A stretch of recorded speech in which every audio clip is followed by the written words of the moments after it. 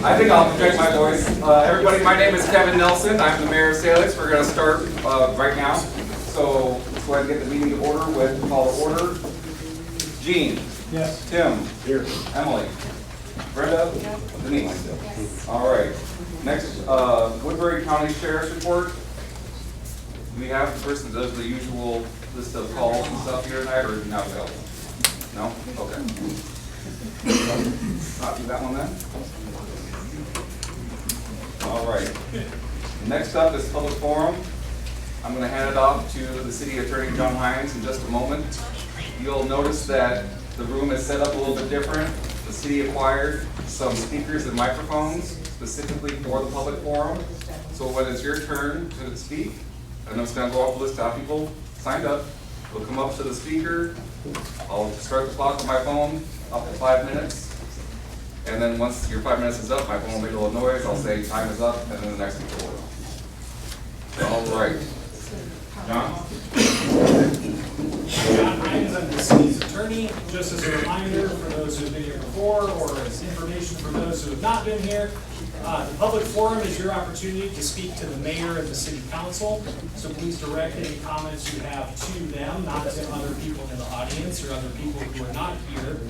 The public forum is not a Q&A format. It's not a debate. It's not a public hearing. It's your opportunity to give information to the mayor and to the city council. If you're going to speak about something that's not on the agenda, the mayor and the council will not respond to those comments, but we are receiving those comments, and if it's something the city needs to take up at a future meeting, they will. If you're going to make comments about something that is on the agenda, the mayor and the council may respond or address your comments when we get to that agenda item. So please keep your information directed toward the council, keep it positive and respectful, and keep in mind that we have a lot of people signed up to speak in a limited amount of time. So to the extent you can keep your comments concise, we would appreciate it. And with that, I'll turn it over back to the mayor. All right, again, when it's your turn to speak, come up to this microphone in the middle and state your name if you want to. First person is Wally Taylor. Is Wally Taylor here? Come on up, sir.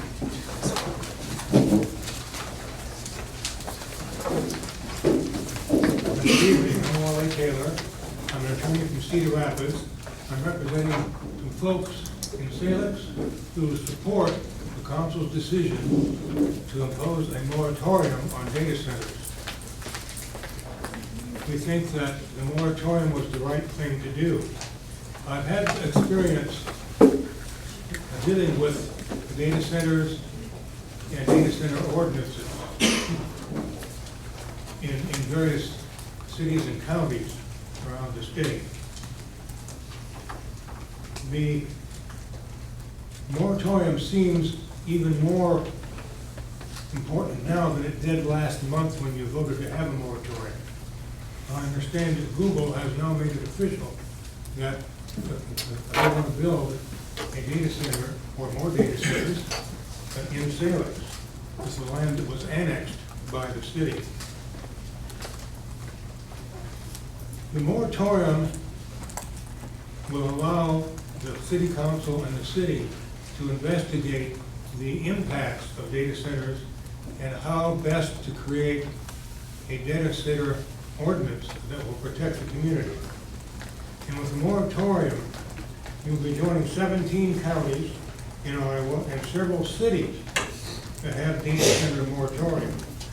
There's a growing recognition that data centers create environmental and community impacts that local leaders must address to protect their communities.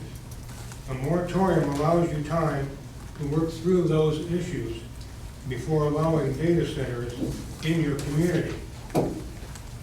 Data centers are not little businesses. They are huge facilities that use a lot of water, a lot of electricity. They create noise. They have backup diesel generators that cause pollution. They create lighting and noise problems. These are all issues I have seen addressed in data center ordinances. And a moratorium allows the city council and the city to determine what is the best ordinance to effectively address those impacts from data centers. I would suggest maybe even during moratorium that you appoint a committee or commission, whatever you want to call it, of folks who have some expertise that can help you design an ordinance that will really protect your community. I reviewed the moratorium that your legal counsel has drafted. I think it's good and I encourage you to pass it. As I said, data centers impose significant adverse impacts on communities. It's important that you get ahead of this issue. A moratorium lets you do that. Thank you. All right, next is Doyle Turner.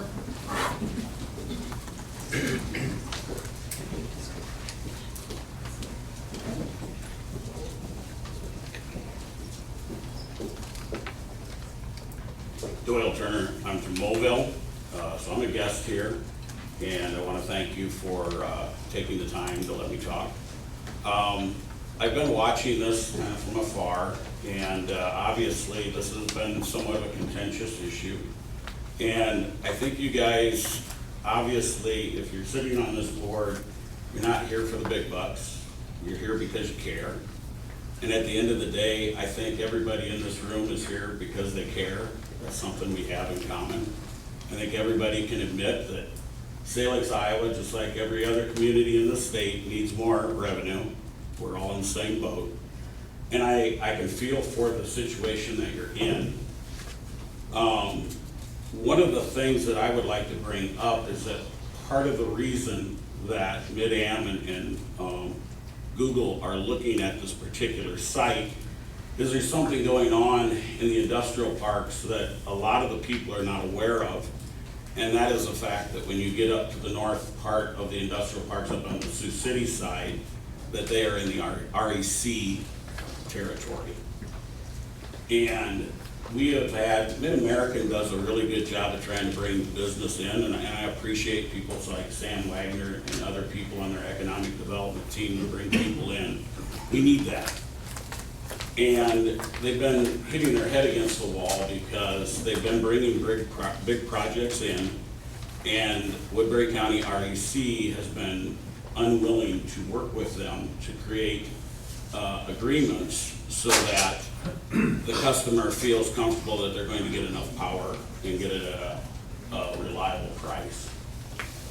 So that's really the impetus that leads us to where we're at. Now, this creates a unique situation for Salix because you're sitting in a position where you have more bargaining position than you ever have had. You have the ability to bargain with the county, to bargain with Sioux City, maybe even Sergeant Bluff, and you can create 28E agreements so that when we put industrial things over there, it's kind of ironic that Salix sits really closer to any of these projects than anybody, and you're not getting revenue off it. That's not right. And I think I've talked to these other parties, part of them, and I don't want to speak for them, I don't represent them, but I do know this. These parties are willing to talk to you. And as you go through this process, you know, you're kind of like the cartoon where you have the devil on one shoulder and the angel on the other, and we're not going to say who's which. We're not going to go there. But as you've got all these people who all care about Salix telling you different things, at the end of the day, it's important that you make sure that you go down every possible avenue. So what I'm suggesting is that you talk with Sioux City, talk with Woodbury County, you talk with Salix, and you look at what can we do. I know that there are groups within this county that want to put pressure on the REC to make sure that what has happened in the past doesn't happen again. And I think if we can get, this is just one data center, but I'm looking at let's solve the problem long term. Let's get it so that we can build Salix with revenue from the industrial parks. Because let's face it, you don't compete with Sioux City, you don't compete with Sergeant Bluff. But the simple fact of the matter is the whole county is better off with a more vibrant Salix because you are the closest community to our industrial parks. I've had the opportunity to try and sell Port Neal to a major corporation that wanted to build a multi-billion-dollar methanol plant. They had looked all over the nation for a project, for a major project, and had given up. And I kept telling them, you gotta look at Port Neal, you gotta look at Port Neal. They finally looked at it and they were just blown away. The part that they really liked was the fact that they're how remote it is. They don't wanna be next to people. And we don't want our industrial sites next to people. We want them in remote areas. So I think before you make this decision, I think you should take the time to do it right, because those coal plants aren't going anywhere. And as long as those coal plants aren't producing maximum capacity, Google isn't going anywhere. You have the time to make decisions, to take the time to do all the research to make sure that you do this right. It's not about speed, it's about getting it right. That's what's gonna make the difference for sales. And as long as you do that, you'll represent people. Thank you. All right, next is Janet Gannick.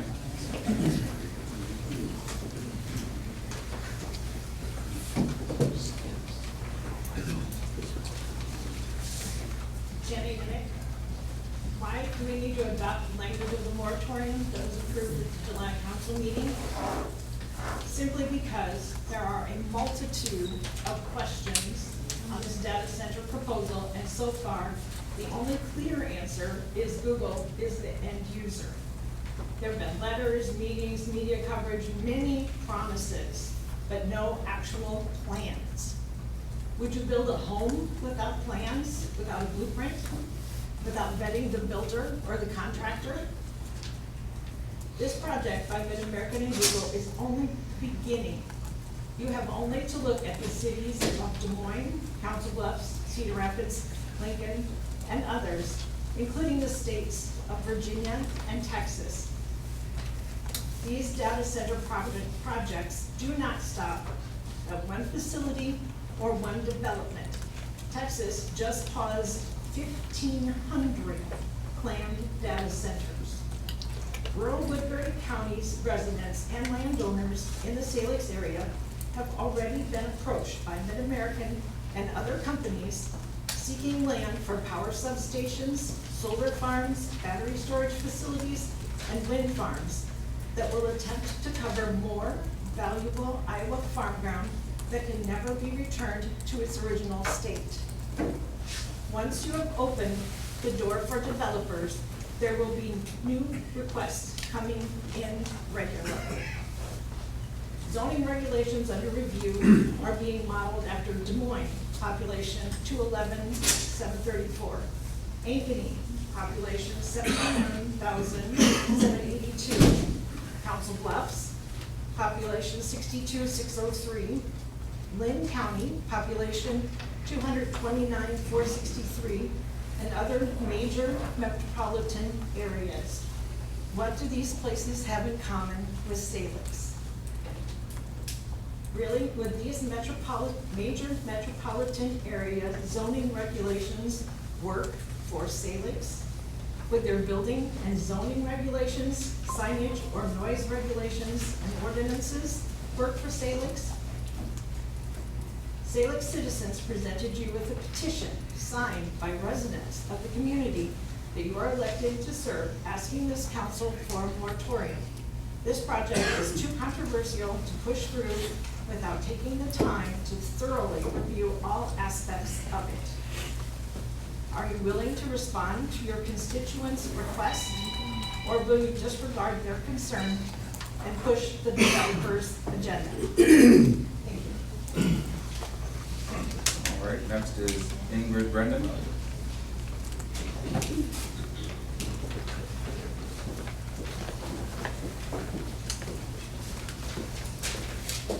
I'm Mayor Nelson. Good to meet you. Hello, Trent. Hello, Sam.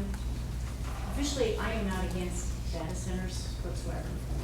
And I'm against data centers. Do you turn the mic on? It's not on. I've never been told I was quiet before, so. Can you hear that? Sorry. No. Is it on? It's on. Ready? Just speak closer. It's not on. No. It's not on. It's not on. Like I said, I've never been told to be quiet. Hold on, our IT person's gonna take a look. We're not gonna dig you for any time.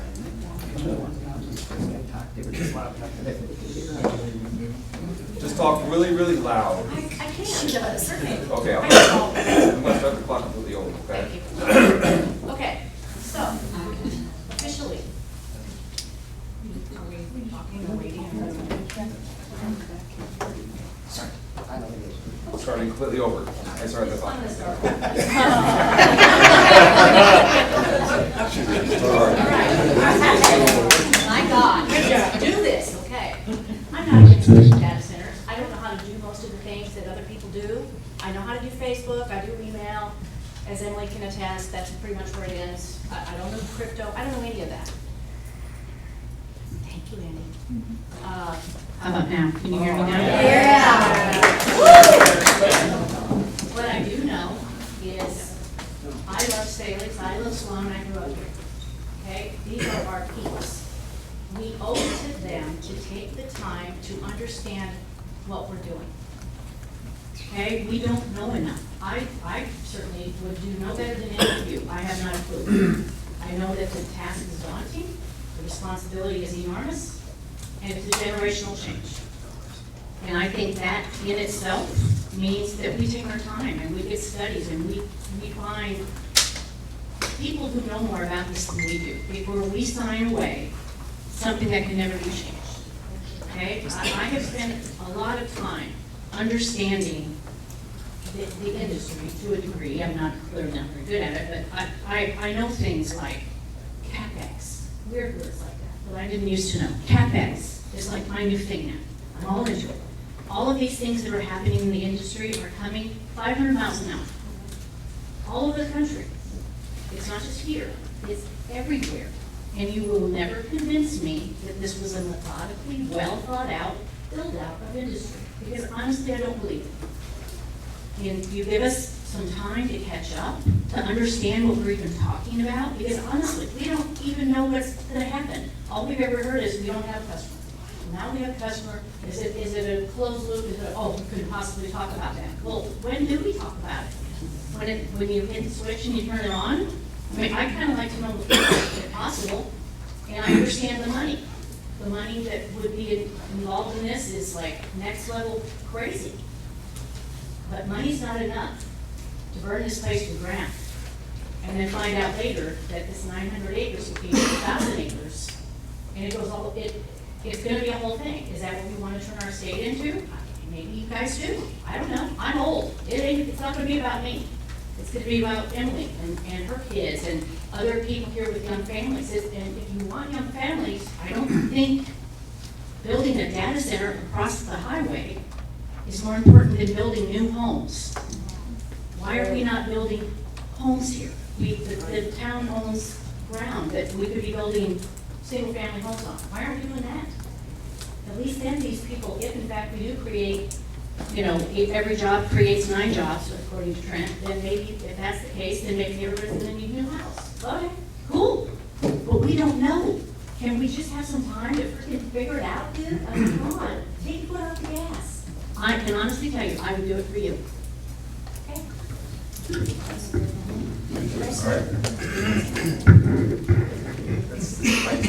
All right. Ashley, just leave it over there. Good. Ashley Wolf. Hello, Ashley Wolf. 4 months ago, I was ignorant to data centers. I've spent more of my summer fighting the data centers than I ever thought I would have. I hope you're doing the research to see what you're getting yourselves into. If you think you're going to control a company that made over $400 million last year with restrictions, regulations, and fines, that's absurd. Google will pay any fine you throw at them and they won't bat an eye at it. You said you want to hear what citizens of Salix have to say. If you continue to have a sign-up sheet and a 45-minute limit on the public discussion, How do you expect to hear from your residents when you don't allow them the time to speak? In addition to expecting them to come to you to tell you their feelings, have you ever considered going to them? We've door knocked on a lot of houses in Salix, and the majority of individuals are against the data center. If the signs in the yard weren't evident enough of their opinions, the sudden increase of people coming to your council meetings should also show you people are opposed to this. I mean, you guys have been holding council meetings in the community center all summer because City Hall can't accommodate the turnout that's been coming to this. Have you gone and looked at any of the facilities? Can you guys answer that? It's not back and forth, but. Not back and forth. Okay. Well, I've gone down there, I've spent a day at Council Bluffs to look at the data centers, and let me tell you, the residents down there don't have anything positive to say about living near it. And if you wonder why they're considering Salix as strongly as they are, just take a look around, the ground is wide open. They're not gonna stop at 900 acres. The residents in Council Bluffs around the data center are fighting another proposed project because guess what? They're wanting to expand. Talk to residents down there, and they have numerous complaints about the data center and nothing good to say about it. They say the dust is horrendous, the traffic is horrible, and the light pollution at night is indescribable. Actually, the words they use to describe the light pollution at night is it's like daylight at night. One resident quit maintaining the land and bought trees to place on the ground between their house and the data center to attempt to block some of the light. An individual sent me a video of the lights that night, included that the data center lights it up like the day. They have to draw the blind shut because they can't sleep at night. There is so much light going into those houses. Another resident noticed decrease in deer population around their home. Another one noticed large influx of bobcats, coyotes, foxes, and turkeys in their yard because they got displaced because their habitat has been destroyed. One resident had to use their work vehicle since it's large and has flashing lights to escort their high school daughter so that she would be able to merge into traffic because the traffic is backed up for miles. They also had to follow their daughter to school because the workers would kill her at school since she was a new driver and made her uncomfortable. Everybody complained about dust from the construction. And since you might not owe the people outside of Salix anything, who do I go to when I can't go outside because the dust is so bad it triggers an asthma attack?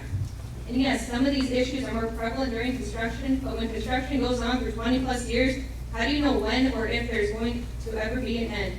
These companies will only quit expanding when we the people stand up and say enough is enough. And it seems to me Salix has stood up and said enough is enough.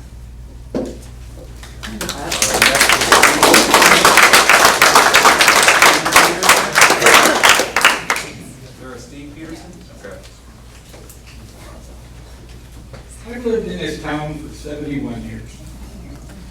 And this isn't anything new. I've been down this road a whole bunch of times in the past. I'm just curious how people think this will help Salix to grow and expand if you look at the history. Back in 1964, we were going to expand. It's going to grow. We're going to build Port Neal, north and south. After that, Terra Chemical come in. And Julia in 1966. Boy, that's going to help us. We're going to have lots of people, lots of jobs. Okay. Then it was ATP, 1984. It expanded again with a big expansion. In 1996, again, growth, growth, growth. Salix is still the same. After that, CF Industries came in. And they buy Terra. Well, in 2010, they had a huge expansion.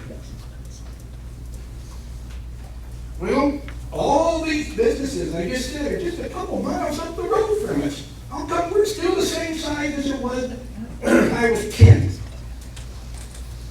And all these businesses, all this, the only thing I remember is we had 3 bars for a long time.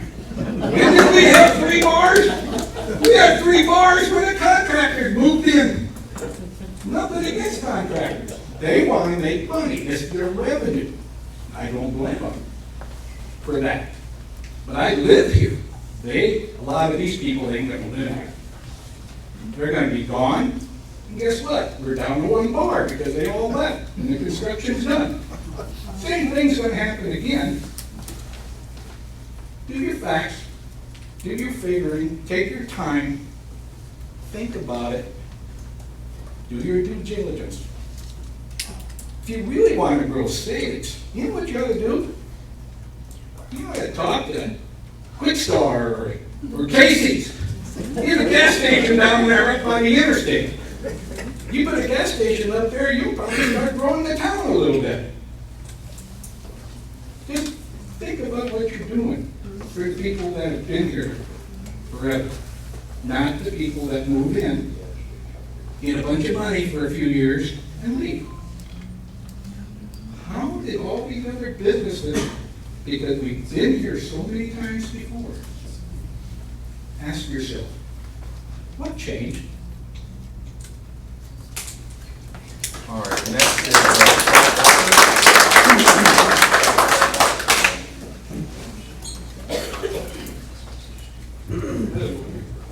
Okay, so I have many concerns, many environmental and health related, many of which are truly unknowns.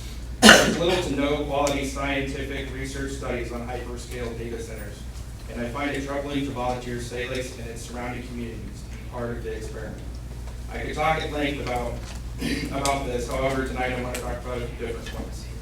Let's think back to when CF expanded.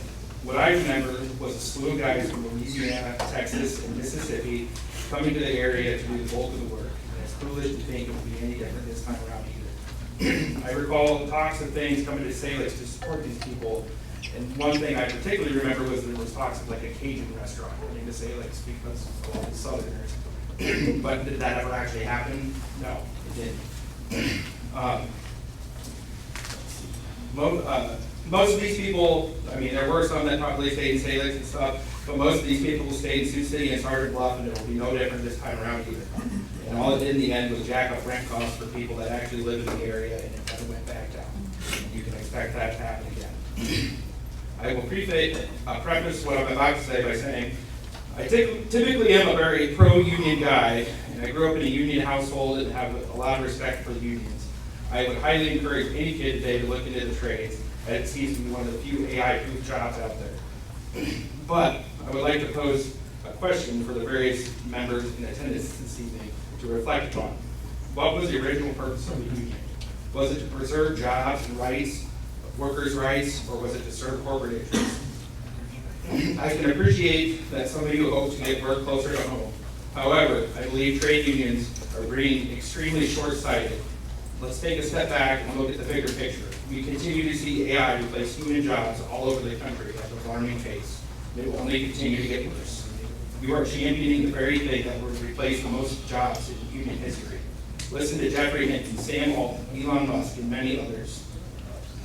Other leaders and safety experts in the industry. Many of these very people suggest AI will replace anywhere from 40 to 90% of human jobs. Truly unprecedented. I would think the founders of the various union movements have to be rolling over in their graves, watching things unfold, watching their legacies become everything they fought against. To the council, I do not envy you.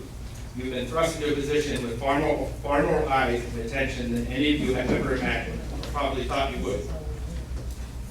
Though it may seem like an impossible position, it's really not all that impossible. The people say let's put their trust in you. Listen to your constituents, and you will not be wrong. You at last meeting were presented with a petition with over 70 signatures of Salix residents requesting a moratorium, and still 2 of you voted no. In the last 2025 election for city council, the person that received the most votes only received 61 votes. So more people signed that petition and voted for you. How can you in good conscience say you're honestly representing the people of Salix when you are blatantly ignoring their voice? I ask you to reconsider and do the right thing, listen to your constituents, get this moratorium in place.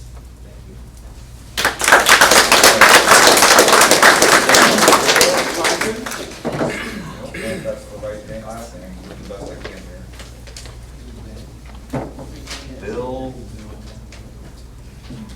From Grant, from Nebraska. from Grant, Nebraska. All right, going once. Bill. Going twice, Bill. Going third time. Sorry, Bill. Dylan Grulich from Des Moines. Dylan from Des Moines. Well, Dylan from Des Moines. All right. Sherry Myler. Sherry? I signed in, but That's what we did. We signed it. Sign me out again. yeah, it wasn't to speak, sorry. We're here to learn. It's okay. Sign me out. Gallon. I signed the sheet right behind her.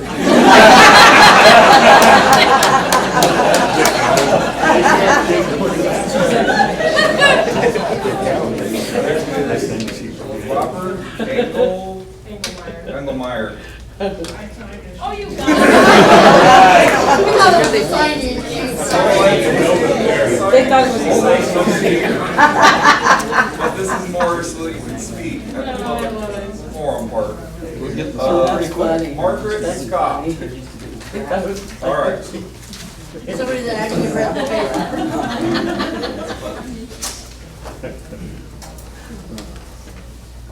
Hello, everybody. I'm Margaret Scott. I am one of the tribal council members from the Winnebago tribe. And we were here last meeting. As you can remember, our chairman actually spoke on behalf of us. And we actually posted the resolution on our Facebook today opposing hyperscale data centers. If anyone wants to look at the Winnebago tribe Facebook page. But we actually passed it exactly last month, July 20th. We support the moratorium, and we would, you guys saying in this study here that the moratorium is to, gain more information and to study the issue. And we encourage you to do that.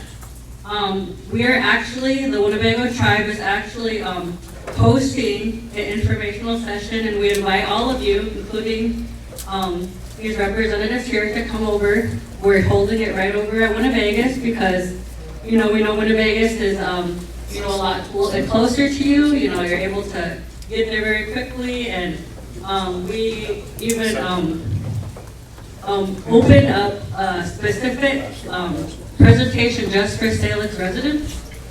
We originally had just a 6 o'clock time for the public. But then we found out, which we didn't know when we planned this, with the Bay Park Society, who's doing the presentations, that there is a city council meeting that same day, right here. So after we found that out and people were concerned that they might not be able to go to both, they said, you know what, we'll have a presentation at 3 o'clock also. 3 o'clock, 4 o'clock, the Braveheart Society is doing a presentation.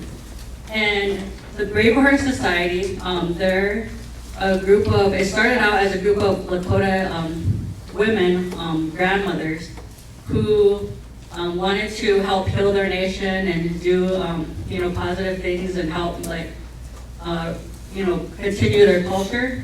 But now they've done a lot of things, to help, protect the waters and different things. And one of these things that they've done is that they have come up and actually found people that were experts, within their community that went to college, studied these issues, brought them into the fold, and they have used them and utilized them, to help teach, their membership and, other people. And that's what they do. Their group offers this information, freely, because they want people to know, the facts.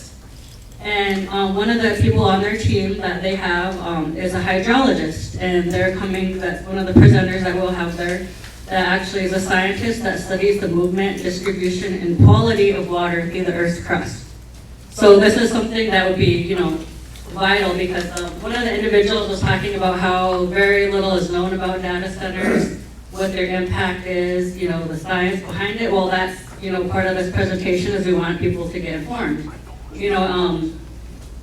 Yeah, if you've heard Google's side, right? I mean, Google's been here, they wrote, we all seen their letter. I know that they've been talking to everybody. So why not, come and, listen to the other side, listen to what I'm pretty sure they probably didn't send a hydrologist or ecologist to come talk to you. They sent those, little PR people that kind of like know how to spin things and, can talk really well and, talk people into doing things and, just say what they know you want to hear.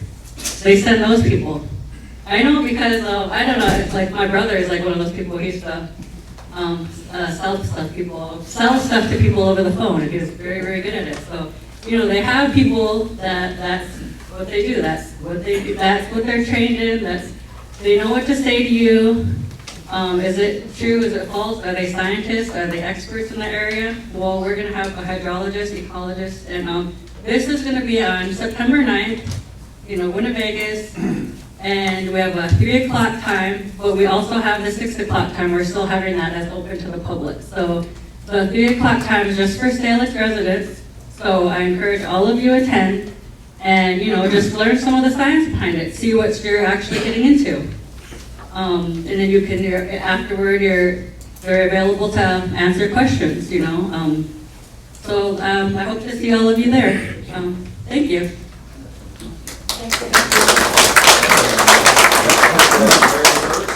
Mary Herbst.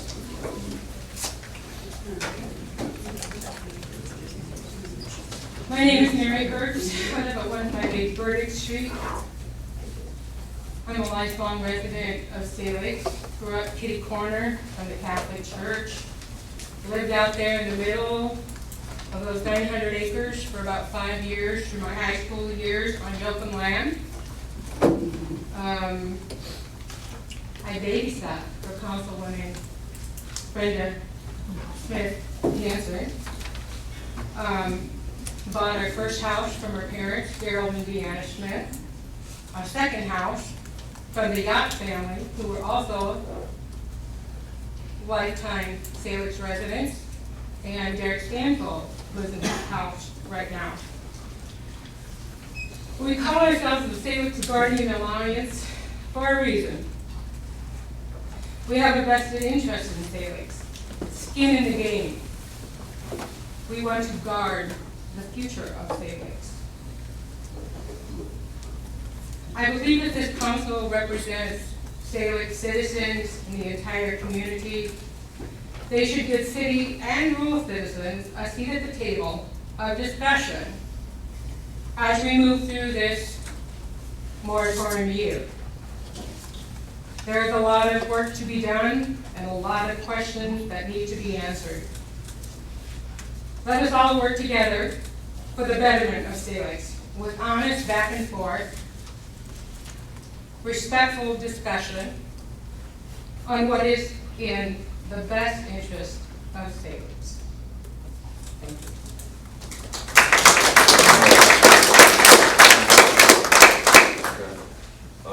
Next is Judy Milos. I signed.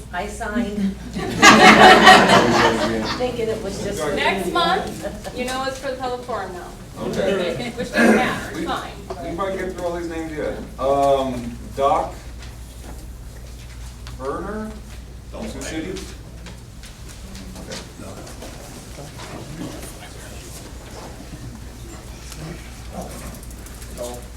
Hi, my name is Dolph Ivan. I live in Sioux City, Iowa. I'd like to say that you don't get that many shots at something like this. I know that we've lost our newspaper, we've lost so many things to Google, right? Ads, Facebook, and those industries are a suck. And here's our chance to get something back, right? This is a huge tax base for us, jobs.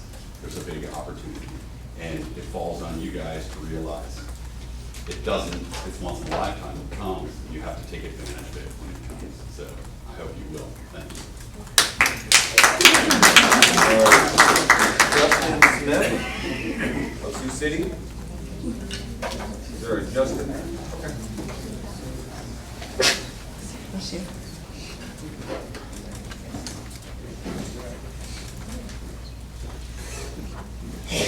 Hi everybody, my name is Justin Smith. I'm from Sioux City. I've been a Northwest Iowa resident for my entire life. I grew up on a rural farm in Cherokee County, right outside of Quimby and Washita. I've worked in industrial agriculture for the majority of my adult life. I actually was not able to change. It wasn't able to get home to shower and change after work before getting here. But I just want to speak to something that I think that everybody has experienced in one way or another. I'm 41 years old, and I only have one living grandparent left. That's very common. All three of them that have passed have passed from cancer. None of them smoked, none of them drank heavily, wasn't liver cancer, wasn't lung cancer, nothing like that. We are in the middle of a water quality crisis in Iowa, and we have the fastest rising cancer rate in the nation. There have been links to the groundwater pollution that has run out of these centers across the nation.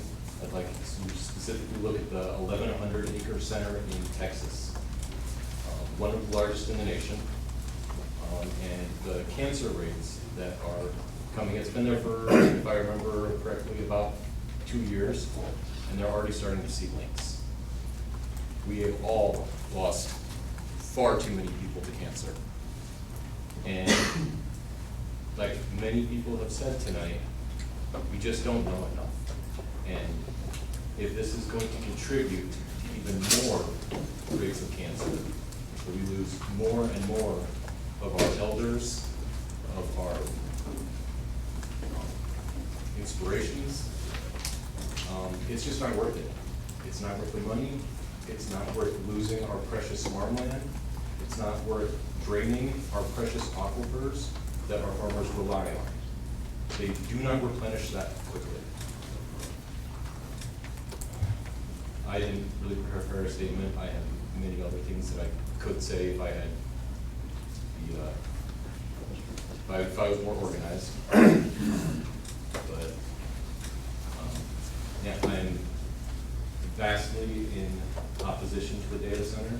I think it's an incredibly smart idea to sign this moratorium, give everybody time to research, and see what the actual impact will be. Because data centers of this size, this close to a community, is a very new concept. Yeah, we've always had data centers since the internet. Everybody knows that, it's a big argument. But not of this size, not this close to communities, and not with this fast and loose regulation. So, incredibly important. Thank you.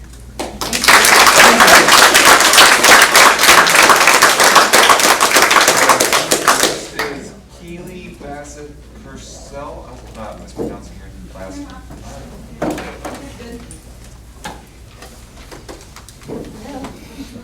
Hi, everybody. Thank you all for hearing me. I am a member of the Winnebago Tribe of Nebraska. I'm also a member of our council, so I sit in a seat like you. And I have to make decisions like you do. My tribe supports the moratorium. You heard me say that. And for a lot of different reasons, but number one, I want you guys to get educated. I want you to get educated on what a data center will do to the water, what it will do to the animals, what it will do to your land, what it will do to your people. You guys heard that guy from Stanton, how it got in his ears and made him not feel well. You want to say something about the comment about the devil on your shoulder? You guys know who the devil is. You know who it is in this room. We know. We all know.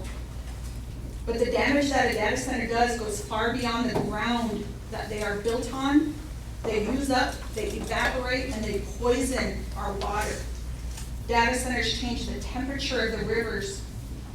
Did you know that the United Nations just released a report declaring the beginning of a new era? They're calling it global water bankruptcy. Because many rivers and waterways cannot be restored. Global water bankruptcy. I was at a training 2 days ago, and the person that was talking about the Colorado River stated that it's been over 20 years since the Colorado River has actually reached the ocean. We live on the Missouri River. Can you imagine that? Our Missouri River not making it to the ocean? What the hell? You know, do we want to be a part of that? Do we want that to be our legacy? Because I don't. I don't. I have to sit where you sit, and I have to make the decisions that you make. And my answer is going to be no. No to these data centers. There's other alternatives out there. There's things that we can do that are better. You know, and if it's a tax base that you're talking about that you think you need, apply for a CDBG grant, community development block grant. Build some houses. Be a bedroom community. There's a little town outside of Ames, Iowa. They were dying. And oh my God, they have the best school district now in the whole state. And people just go to school there, sleep there, live there, and work in Ames. You guys could do that. You're so close to Sioux City. You could do that. Global water bankruptcy. It's real. The UN has declared that. That's where we're living now. That's the state of the whole entire world that we're living in now. You can't drink $4 million. You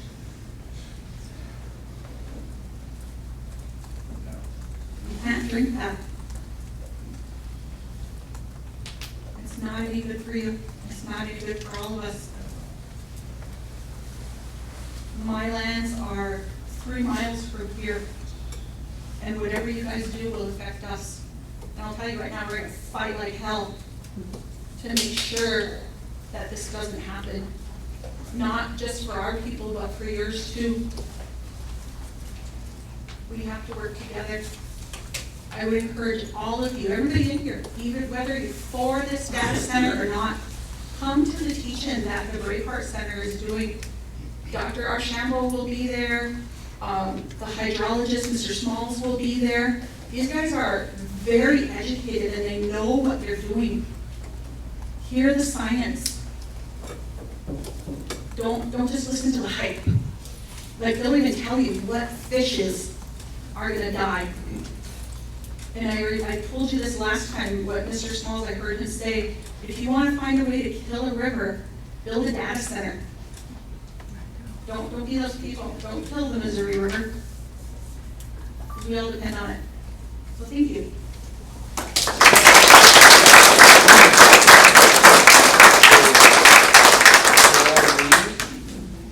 Carol? No, I just signed in. That's fine.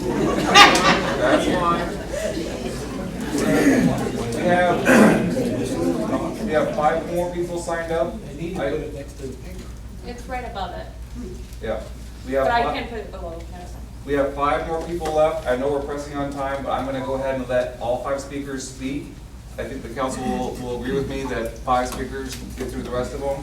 So everyone that signed up has an opportunity to speak. Some might just be signed in. Yeah. And some might just be signed in. We might get through. Earl Wonkum? Sorry. Yeah,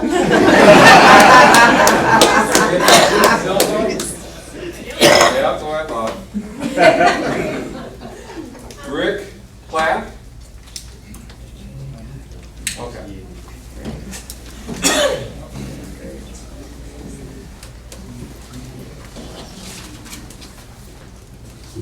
Thank you, City Council. Thank you, Mayor. I just want to know, or let you guys know, my name is Rick Plotty. I represent IBEW 231 Sioux City, Iowa. And I want to let you know we do support the responsible building of data centers. We support your decisions. We support everything you have to do here. We know it's tough. To Mid-American, we appreciate your wanting to develop the area, partnership you've had with us over the years. And Google, from our brothers to the south, we appreciate the partnership we had down there in Omaha, building those centers, and the benefits you brought to that community. So we appreciate it. That's all I had to say. Okay. Next is Denise Jensen. Come on up. Hey everybody, my name is Denise Jensen. I live in Salix. I just want to start off by seconding a lot of the things that were said in this room today. I support the moratorium, and I would like for this council to consider, not even consider, support the moratorium. You've heard things about the water. I've worked with the water for 23 and a half years almost for the tribe as their water quality specialist. I've done some research. I lived in Sloan for a long, long time. My family has.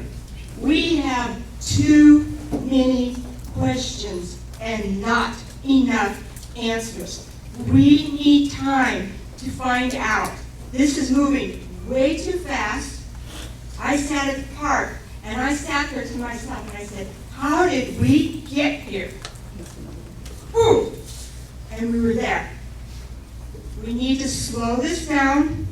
We need to educate ourselves. I would encourage folks to attend.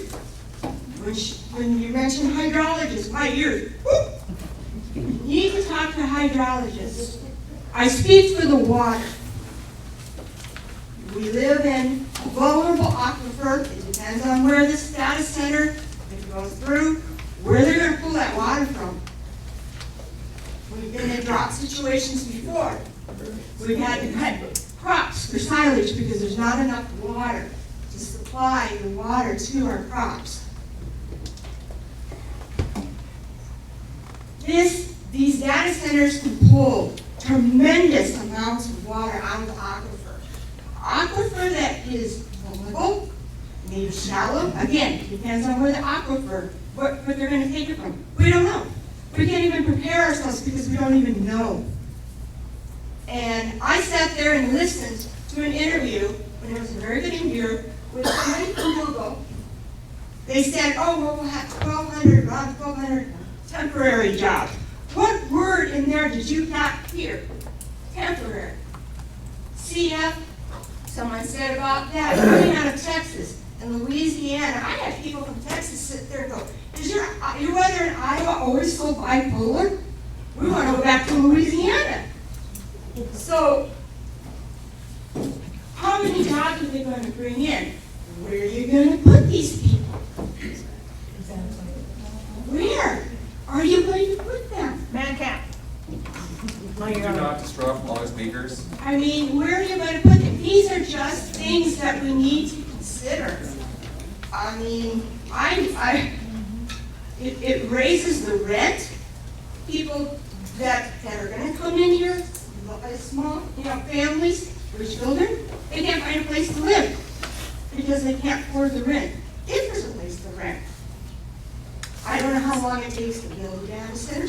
We don't even know how big this data center is. They have 900 acres of land. That's a tremendous amount of land. So, please, I beg you, will you please vote for this moratorium? Slow it down.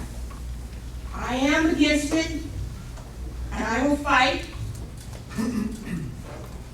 Even though I don't live in Salix, my heart is for this area, because I've lived in this area all my life. I have friends in Salix. So, please, consider the water. The water, not only that, what are you going to put into it, data center? You pull it out, what kind of cooling system are you going to use? Closed loop? Evaporated? What are you going to do? How much water? Then what are you going to put into the water? And then what are you going to do? You're going to shove it out to the Missouri River and contaminate the river, which is already, what, 90% productivity because of channelization.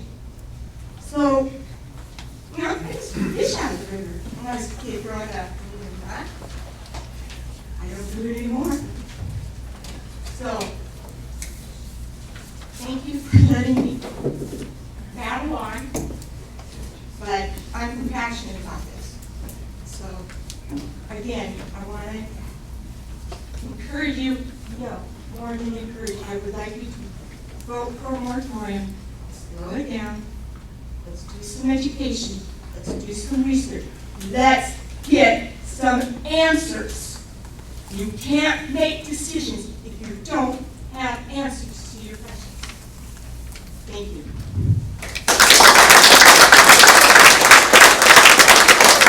The final speaker is Tammy Evola. Thank you.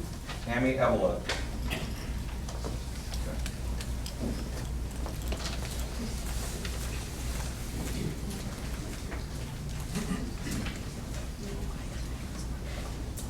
Thank you for listening to me. I was born and raised in Sioux City, and recently my husband and I moved out to Salix and we live on the lake. And it was kind of a dream come true because we were in a small community and living amongst nature. And the data center has been kind of quite a shock. We have fallen in love with Salix. And we commute every day into Sioux City. And we just are hoping that you put a moratorium on this data center. We need more answers. We're concerned about the community, the farmland, the water, the energy, the wildlife. What this is going to do to our future. As we, with everybody else that has been against this, we just ask that you really consider what impact this is going to have. We definitely need a Casey's, a mini mart, a gas station, something that can provide more for this small town. You know, we have to go into Sergeant Bluff or Sloan for gas, for groceries. You know, for people that are commuting, this is a wonderful little town. We don't want to leave, and we certainly don't want to see our lakes and our rivers dry up. So, just asking you to please put this moratorium in place, get more answers, give us time to really do your research. And I just really thank you for your time tonight.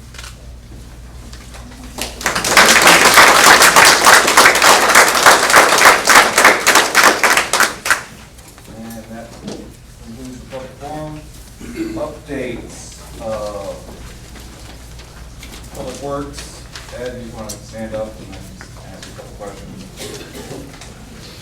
For those of you unfamiliar, this is Ed Collier. He's our maintenance supervisor. We have one water meter installation left. Is that still accurate? Yep, I talked to the plumber today, we're trying to get it done next week. Next week, okay. So once that meter is installed, that means all the meters in town have been updated to the new system, the new software that allows it to be transmitted wirelessly to City Hall.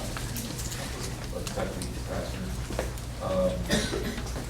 Anything else for Ed, council members? I had a question real fast. Can we cut the pucks off our house then? Pucks? Yeah. The old water meter Yeah. pucks. Yep.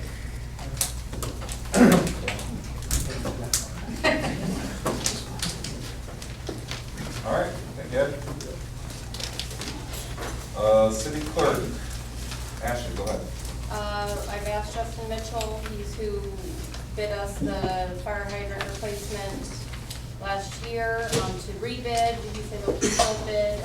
He's ordering the fire hydrant. He's waiting for it to come in, so we plan on fixing one hydrant that doesn't work. We have one hydrant that leaks, one hydrant that's hard to turn. Luckily, they're on the block of the fire station, so I'm hopeful that'll be okay for the time being, but we will get the one fire hydrant fixed. I also put on here, I'm changing where our lost money is gonna go for a month or two, so we can cover the expenses of the park repairs that insurance didn't cover. It probably will only take 2 months, and then I'll piggyback and make up for where, because it usually goes in debt service and water. So I'll make sure debt service gets what it needs, and then water in the end. Ashley, do you know how much that is right now? What? How much the insurance is? It really depends on what we decide with bleachers. Yeah, right now, the insurance didn't cover, well, shouldn't say it didn't cover. We have a deductible just like anybody else's insurance policy, and so that's what we're talking about, didn't cover, like, we have to pay the additional cost. Thank you, John. Darn ghosts in the room. All right, so our deductible that we're talking about, that, like, for example, the tree pile at the park, they didn't cover the first $500 or $1,000, stuff like that. And for those in the audience that aren't familiar with LOST, it stands for Local Option Sales Tax, and it's money that's ATIB, you're letting us down.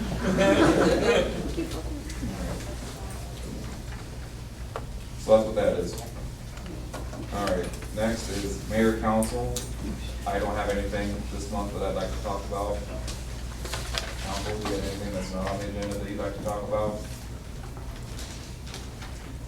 Nope. All right. Our usual engineer, B&K, couldn't make it tonight. The biggest updates from that is, thank you, that It's fine. Just leave it. No, like it's fine, you can just leave it. that the storm sewer drains will be jetted out within the next month or two, definitely before winter hits. And that will help immensely with the flooding that some of the streets, especially Maple Street, gets in heavy rains. So that's still scheduled within the next month or two. And we already awarded the contract to, I can't remember, was it Johnson? Yep. So it's just a matter of them getting over here. He talked to me this week and said they'd probably be a week and a half until they get here. Oh, okay, thank you, Ed. All right, that takes us to new business. Tree pile removal update. The company, Colbeck, started on Tuesday. They've been making a lot of progress. I don't know when they're almost done. They're nearing the finish line. Okay. Next is tornado recovery efforts. So first is a bid for the shingle replacement. This is for the building shelter right next to the ball field, the baseball field. It was damaged in the storm. We need to have like a motion and a second to approve it.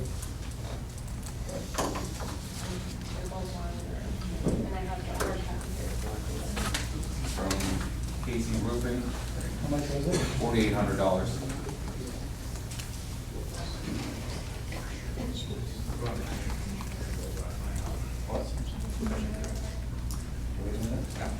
Want to table it? Oh, geez, wait for Denise. You want to look at these two, they're on your, that's both bleachers and the rug. What's our budget like to fix this? What's the last one? I mean, that's what I do 5 already. One is $4,800, the other is $11,000. The other one thinks more than replace than the first one. I think it would be okay to just put one foot in the shingle. I mean, to me, the old shingles don't look bad. It doesn't look like a weird, you know, I just want to do shingles.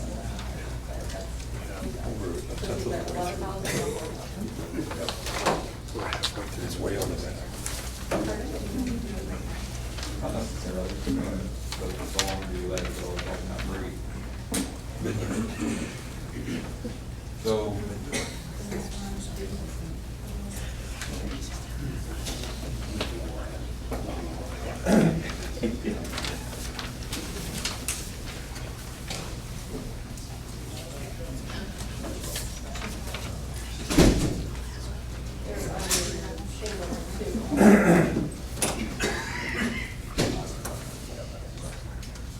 Kevin, I think we should take that. It's up to you, council. Do you want to table it until next month? Do you want to do it tonight? I think there's options, like we could just tin that for half that cost. It's been tricky to get quotes from roofers because so many people were hit by the storm. So it's been tricky to get. It's the shelter to the Baseball field. west. Yeah. They sheltered Yeah. on the baseball field. Yeah. Mhm. The corner of it. The shingles were messed up, the roofs are messed up. And it's hard to find contractors right now because they're so busy because they got swamped in the tornado. This does have some wood, furniture and stuff that has to replace too.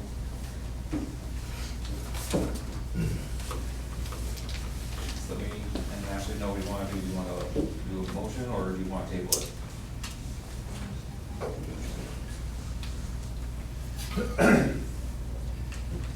I do have this if you want this. Yeah,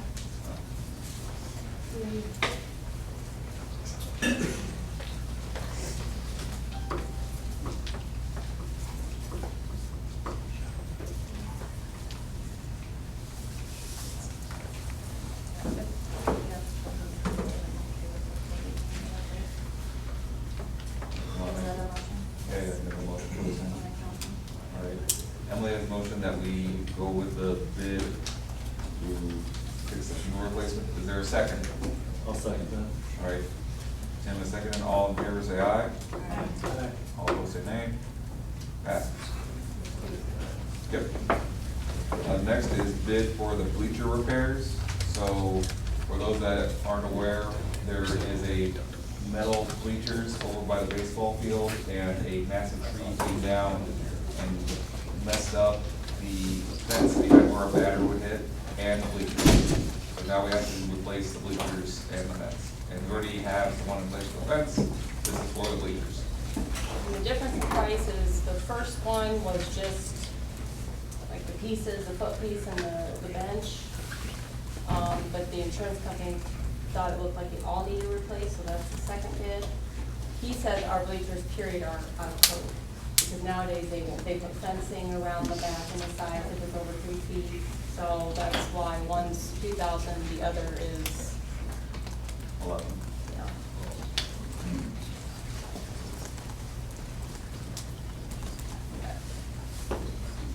My hope is that ball field is used more in the end. Almost no. Right. I'm gonna take the bleachers out for now. We sure can't we? We have 2 other bleachers, I mean, so that it'll be the third that's missing behind. Bring them on, Trace, right now. Motion, we make it It's not on the agenda, Gene. Where's that come from? So table it for now, and in the meantime, take out the existing bleachers. Do that in? Yep. All right, we're gonna table that. Gene, Tim, you okay with that? Yeah. All right, next is approve a Bobcat roof attachment.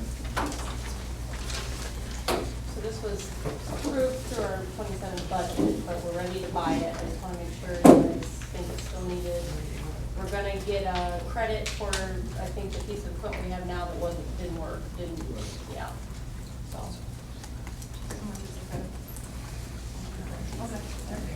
Is there a match? $2,500. Yeah.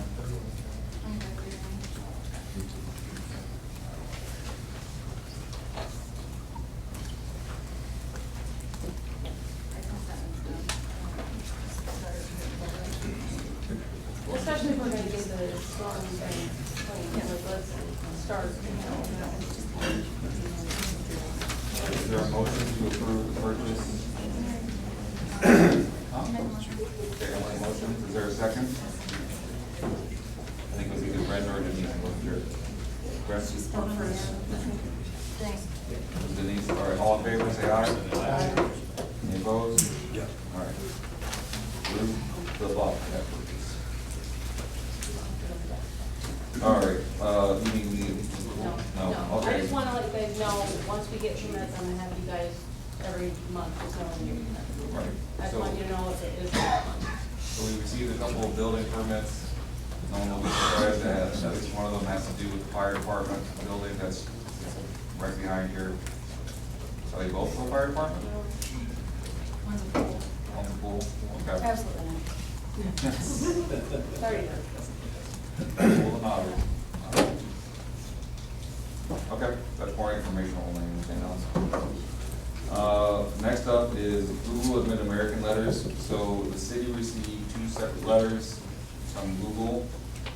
Google and one from Mid-American.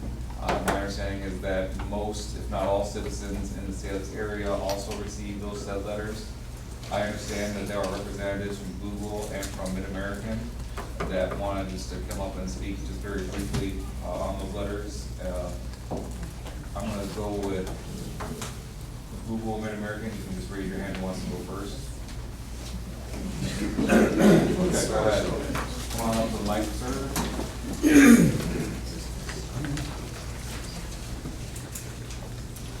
Can you hear me okay? Do I need to put it up? You just take it off. That's fine, too. Yeah, but then I have to hold my computer. There you go. There we go. The joys of being tall. I want to thank everybody for being here today.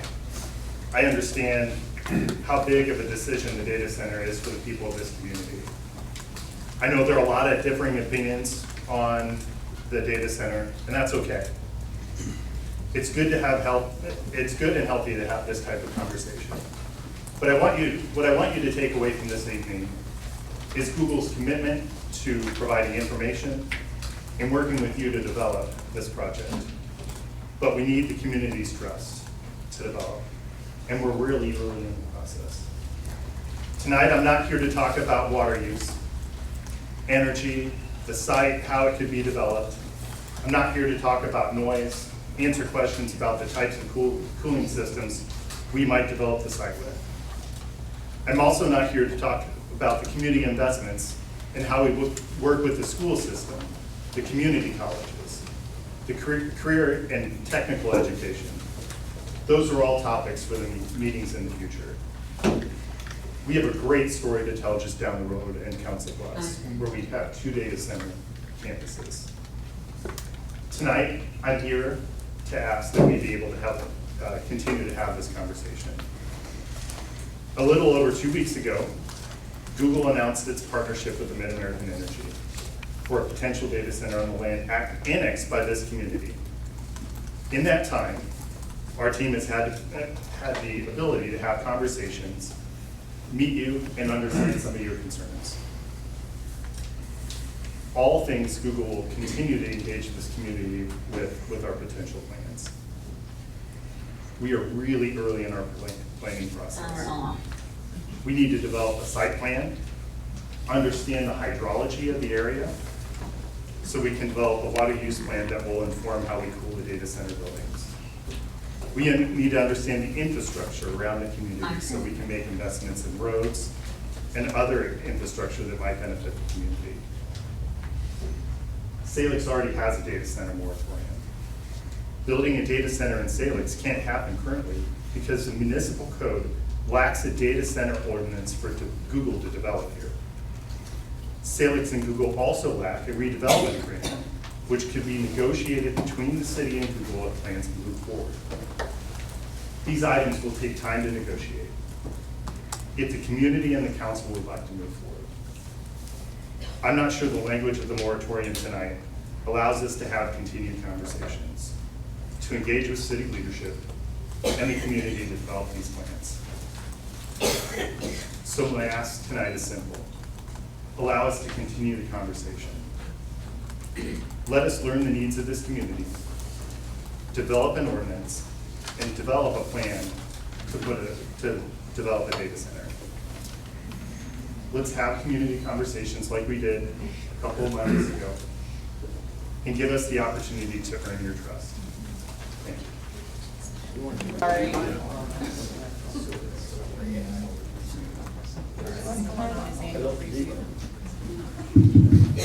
Hey, there we go. All right.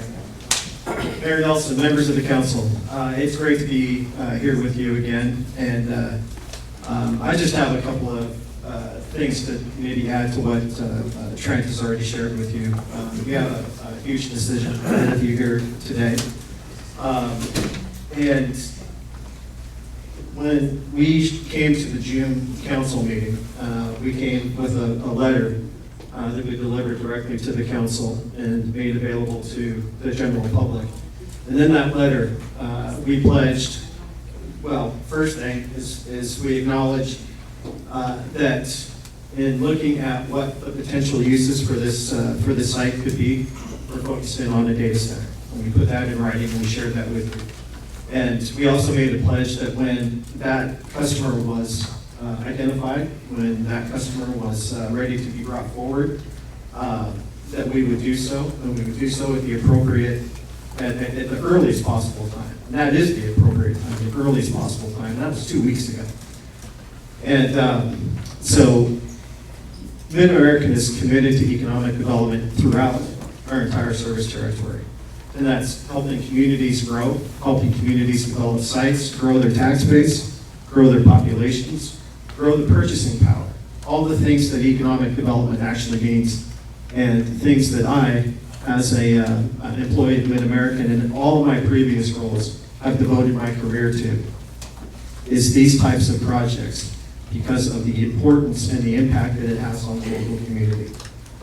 So with that, we're bringing forward Google, and we encourage the council to take the appropriate steps to include Google in the absolutely necessary and expected local discussion about what they're proposing to do and what this could mean for this community. And Google absolutely needs to be a part of that conversation.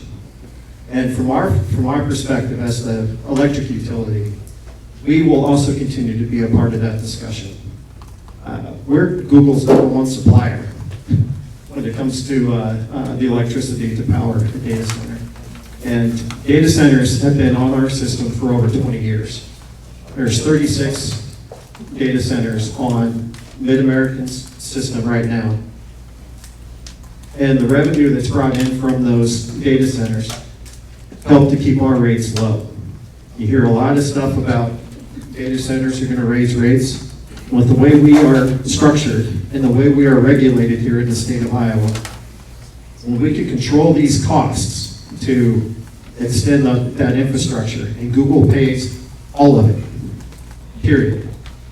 When those revenues come in, when they are operational, those revenues get spread out across the entirety of our rate base. And that is what helps to keep rates low. 44% below the national average. That's my favorite talking point, because I'm also a customer. So as we start to take steps here, we start to take votes, we start to take steps, and we start to launch into this community discussion with each other, with us, with the people here in the room. We just ask that we are able to participate in that discussion, and that Google is also able to participate in that discussion. And we thank you very much for that.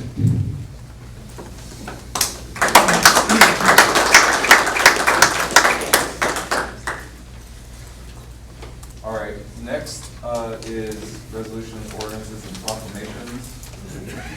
2026-16. Before we get to that, I'd just like to have our lawyer from Allers Law Group from Des Moines introduce themselves. They're should be on speakerphone to my right. Sam, are you there? I am here, yes. Awesome. So I know Christine had appeared at the July 8th meeting and discussed this moratorium, and unfortunately she had a conflict tonight, so I'm here in her place, but also work in the same group she does here at the firm. Awesome. And I'm going to turn it over to the council members to ask any questions of you in just a moment. But I think the biggest question that you can help clarify is that there's some confusion, unfortunately, thinking that a moratorium was already passed last month when the council just approved for the legal team, your legal team, to write up the moratorium language.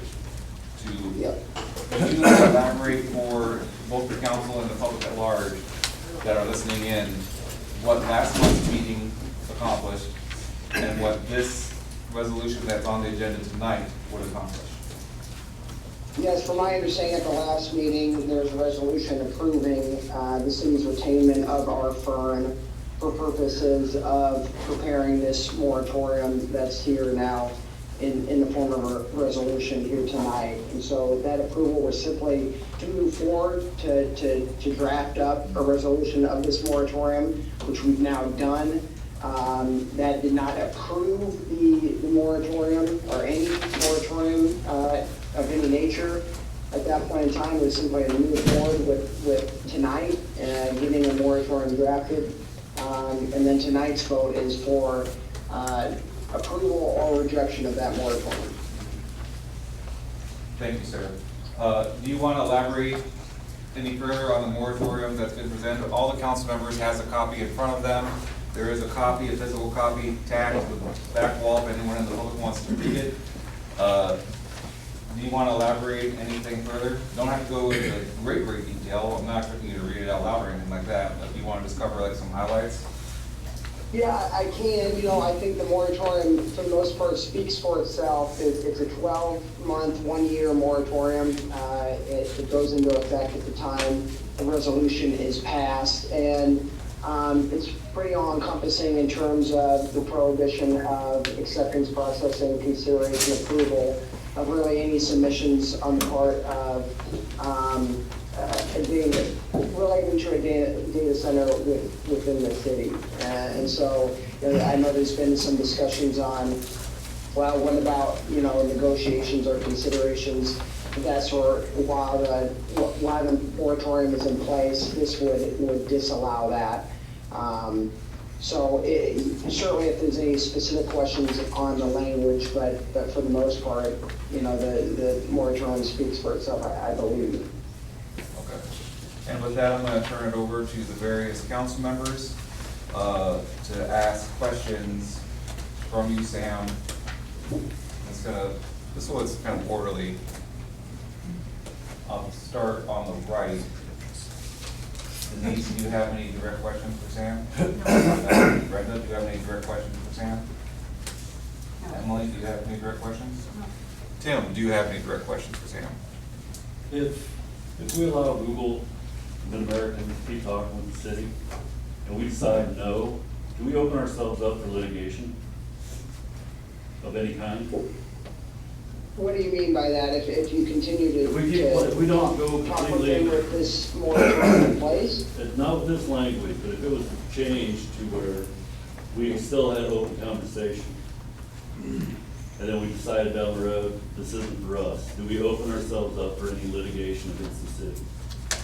Well, I think there's a possibility that the city's kind of going both ways, right? It's providing a moratorium that's setting forth the thought that it's going to consider its zoning ordinances and regulations and look at those before taking any proposals or anything like that. If the city then allows for some negotiations during that time, I think again you're looking at potentially entering into some sort of vested right or something like that potential Google or other data centers may feel like they are owed as a result of those conversations. So, I think there's a possibility of that, though you're talking about something very broad in terms of a risk of litigation. I think, if the city is looking to put a moratorium in place, one that's all-encompassing as is in the moratorium we have drafted right now is the best avenue. Is there any history of Google doing this to any city? Sam, did you hear that question? No, I did not. Is there any history of Google going after a city that decided to back out and it wasn't for them? I am not aware of that personally, so I can't comment on that. Tim, any further questions? That's all I have. Gene, any questions for Sam? Yeah, absolutely. On 6/17, I sent a letter to everyone on the city council and the mayor that said I'm going to motion for a 1-year moratorium at our next meeting. And that was a meeting 2 weeks ago. In that agenda, it said we're gonna just talk about a moratorium. If city rights go right, Doyle maybe. If I ask for a moratorium to be on the agenda, shouldn't have been we vote for a moratorium? That's the way I figured it. And it didn't happen, okay? 2 weeks ago, sitting in this room, I motioned for a moratorium for 1 year. Tim seconded it, and Brenda was a third vote. That was a vote for a moratorium. After that, the mayor came back and said, well, that's just for language. We don't have language, we can't have a moratorium. Now the county, I talked to the county, and the county had a moratorium the same way. They voted for a moratorium. Their next meeting, they voted on the language. So I want to be sure tonight, and I talked to Christine Stone about this, Sam, that tonight, only thing we're doing is voting on the language of a moratorium. We are not voting on a 1-year moratorium, because that's already in place. We're just voting on the language. Is that clear, Sam? I was not at the last meeting. I would refer to the city attorney in terms of, what was on the agenda and what was not. I have the transcript in my hand, if anyone wants to see it. Approval to move forward with a moratorium and for us to draft up a moratorium with the language. So, from my understanding, tonight's the consideration of that moratorium that we have drafted. Even the night 2 weeks ago, after I motioned for a moratorium, Christine, your co-partner, said, okay, a moratorium's in place, I'll work on the language. And then all of a sudden we're talking about a moratorium still being passed. Want to pass that down to our lawyer? That's the transcript from 2 weeks ago where I motioned for a 1-year moratorium and it was passed. Then you changed the words after I had it passed.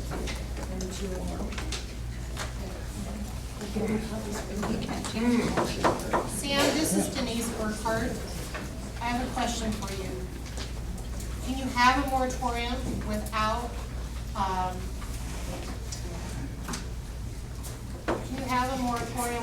language outlining what the specifics of it are? And if so, without the resolution setting forth the actual moratorium and what its boundaries are and what its terms are, it doesn't have any real force, right? And so, from my understanding tonight is approving the moratorium that the city is considering to put in place in terms of these data centers. And Sam, this is John Hines, the regular city attorney. I'm going to read a portion of this transcript that was handed out. This was Christine Stone, your colleague, after the motion had passed. And what she asked was, and then in terms of the moratorium, what do you want basically to put on pause? Are you pausing consideration and negotiation of any data center proposals? Are you just putting a moratorium on any zoning related changes to data centers?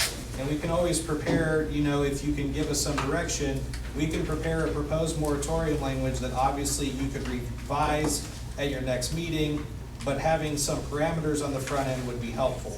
So I think that was the guidance of Christine following the motion of last month, was that we needed to know what the parameters of the moratorium were. It's no different than the county. The county voted on a 1-year moratorium and then they wrote the language. You can ask any of these county guys out here in the audience. That's what happened. Doyle was there. Gene, if we don't have language for the moratorium, That's not true. We What is said it? the moratorium is passed. 1 What year, is it? we got the That's what I'm skids down. We got pause. But what is the moratorium? It's no different than what they did, Denise. What is it though? It's There's a no 1-year language that pause. says That's all what we're it asking is. for. A pause of what? Of all fucking data center stuff. All of it. Watch the language. I'm Being sorry, on I'm TV. sorry. It's a pause. And that's all we ask. We ask for a cool down period for a year to research like the people want to research. And then we can make an educated decision. We can let the people vote for it after that. Do something different. It's too big of a decision for us 5 people.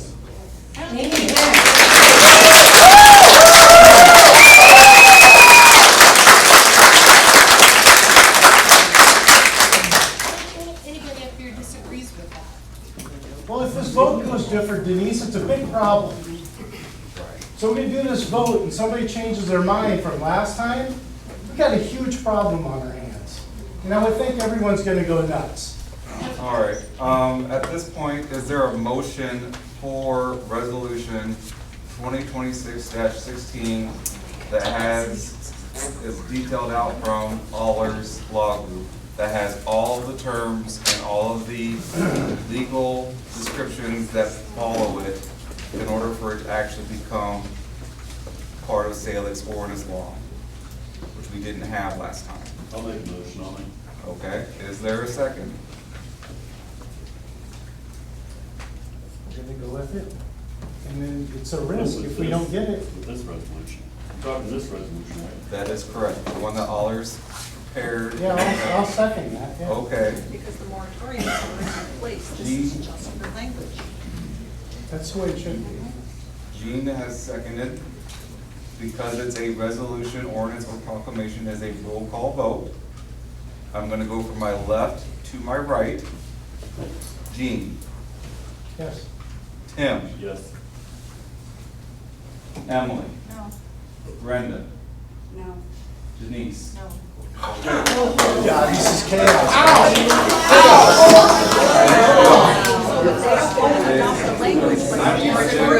Right. Please do not disrupt the meeting. Please do not disrupt the meeting. Moratorium's in place, they're just not adopting the language. John, this isn't right. Please do not disrupt the meeting.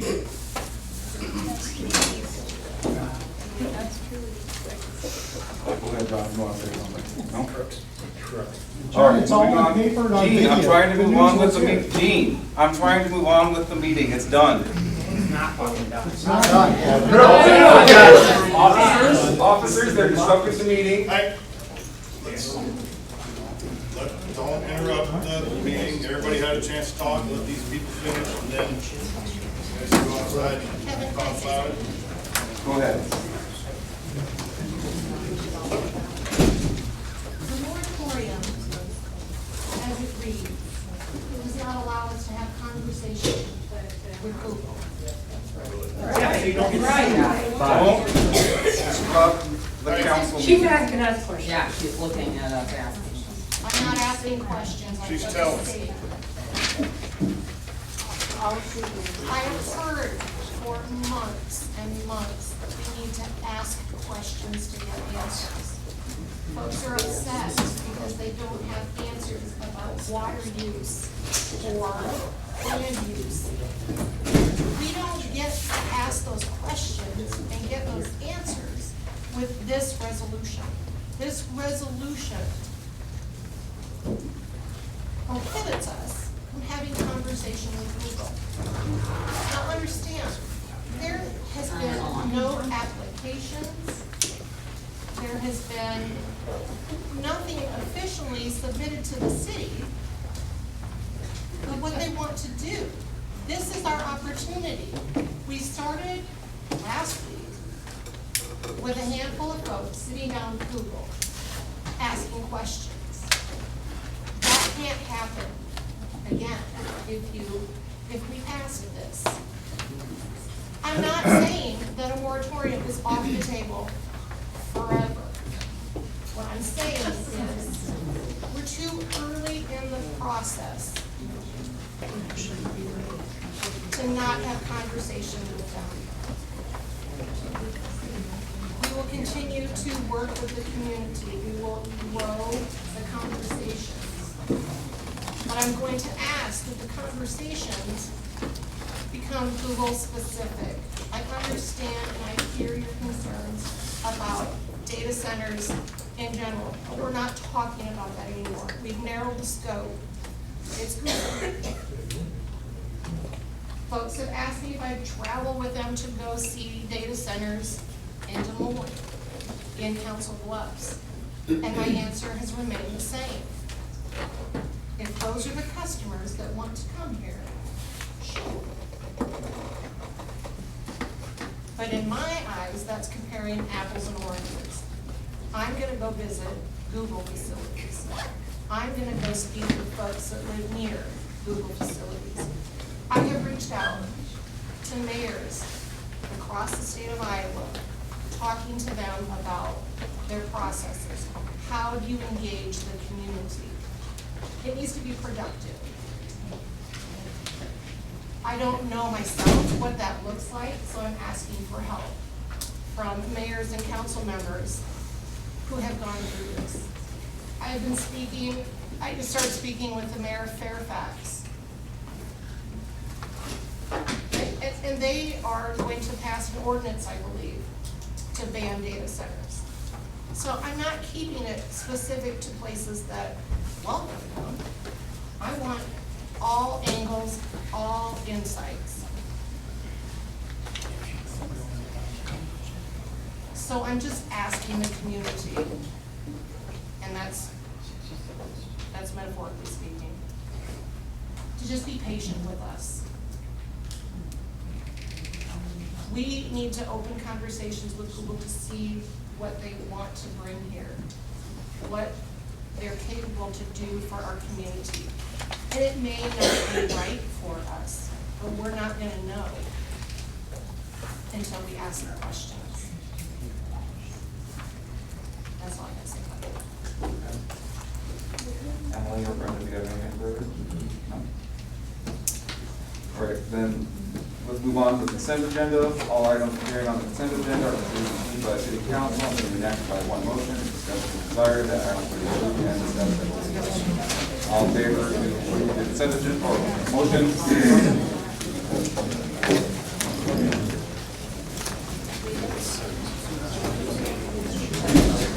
Oh, we're waiting. We'll need a motion. A motion? Motion for consent agenda by Skidmore. Is there a second?